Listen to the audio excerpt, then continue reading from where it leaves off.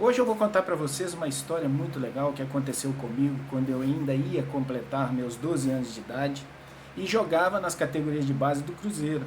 Uma história tão interessante que marcou muito a minha vida, porque às vezes nós ficamos pensando o que vai ser do nosso futuro, mas o nosso futuro ele já está traçado, né? E eu chegava para fazer o meu treinamento, jogava no Dente de Leite do Cruzeiro, e estava com 11 para 12 anos, e quando cheguei ali no clube, no campo, no centro, né, de Belo Horizonte, para poder treinar, eu me deparei nada mais, nada menos do que com toda a delegação do Cruzeiro que disputava a Copa Libertadores da América daquele ano.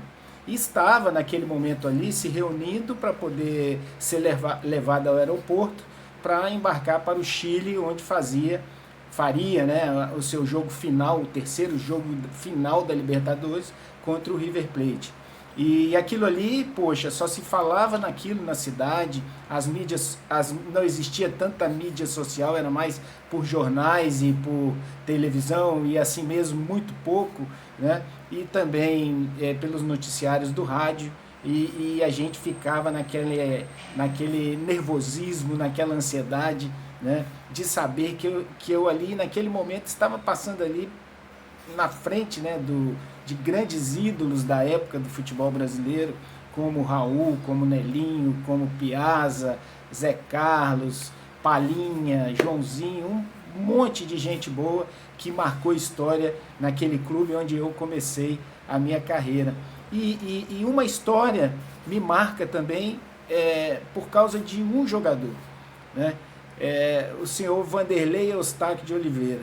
Foi uma história assim muito legal e que eu conto aqui agora com maior alegria para vocês, porque naquele tempo ali eu cheguei, né, para poder treinar e o primeiro jogador que eu vi ali foi o Palinha, né? O Palinha com a sua caricatura, né, que era difícil de não conhecer o Palinha, né, aquele jeito dele todo extrovertido, um cara que jogava muito, né, e eu cheguei ali, subi a calçada e ele estava encostado no carro, porque eles estavam esperando o ônibus para levar a delegação, né, para o aeroporto.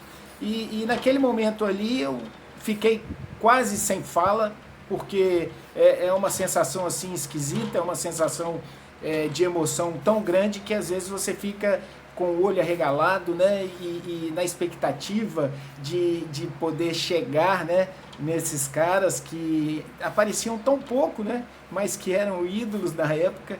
E eu tive a coragem ali, cheguei assim do nada e falei, Palinha, você me dá um autógrafo?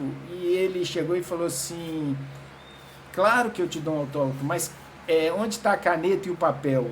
Olha a diferença, né, pessoal? Hoje tem os celulares, naquele tempo não tinha o celular, você não andava com câmera fotográfica para poder fotografar esses momentos tão especiais assim, né? Isso aí fica só na memória, fica na recordação. E eu falei, eu não tenho aqui agora, mas eu vou procurar uma caneta e um papel, né, para você assinar para mim. Imaginem, né? E aí fui dentro do clube, peguei no vestiário lá uma caneta, um papel assim mais tipo de cartão, né? E levei para ele. E ele pegou e assinou para mim, né? E eu guardei com carinho isso. Foi uma história. Palinha foi naquele campeonato, naquela Copa Libertadores, o artilheiro da competição, né? Fez 20 gols naquela competição, o Cruzeiro foi campeão. E aí imagina esse autógrafo como ficou valorizado dentro dos meus guardados, né? E eu fiquei com aquele papel ali, e isso foi em 1976, né? E jamais eu poderia dizer que eu teria um encontro com o velho Palha, né? Mas são coisas assim maravilhosas que são proporcionadas na vida da gente, que a gente não esquece. E o tempo passou e eu subi para o time profissional do Cruzeiro. E quando cheguei na Toca da Raposa ali, saindo do campo do Barro Preto, que era o campo onde a base treinava, indo para a Toca da Raposa, lá estava o Palinha, né? O Palinha jogando em 84, o Palinha foi jogar 83 para 84, o Palinha foi, vamos dizer assim, encerrar sua carreira no Cruzeiro. E eu encontrei com o Palinha. E naquela época era diferente de hoje, eram grupos de 16 apenas que iam para a concentração, né? Eram os 11 que jogavam, mais 5 que ficavam no banco, e o treinador, uma vez ou outra, levava mais 2 jogadores, e esses 2 e cortava, né, da lista antes do jogo 2 jogadores da delegação. E aí ficavam lá os jogadores no banco e tudo. E eu estava indo para as concentrações, né, participando das concentrações, ficava perto, imagina, eu com 16 anos, né, 16, 17 anos, jogando com esses caras, né, para mim era a coisa mais gostosa do mundo, uma realização, né, tremenda, e de repente um dia eu vou lá nos meus guardados em casa e vou fazer uma surpresa pro Palinha, né? Peguei lá o papel que eu tinha, né? Quer dizer, de 76 para 83, rodou muito tempo, né? E estava lá guardadinho, um pouquinho amarelo por causa do tempo, mas eu levei para a concentração. Quando eu cheguei lá na concentração, estava conversando com o Palinha e tal. Palinha, você conhece essa assinatura aqui? Eu perguntei para ele, eu falei, claro, essa assinatura é minha.